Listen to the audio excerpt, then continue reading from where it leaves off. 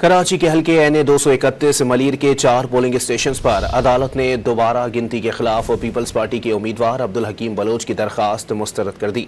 Election tribunal का NA 231 के 4 polling station पर दोबारा गिनती का हुक्म बरकरार रखा। मजीद जानते हैं डॉन न्यूज के नुमाइंदे शफी बलोच से। शफी, बताइएगा।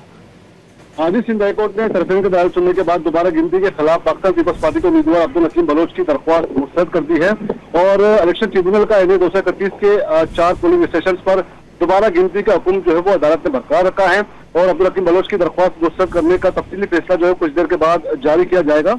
और सिंध हाईकोर्ट इलेक्शन कमीशन को दोबारा गिनती से जो है वो रोक रखा था।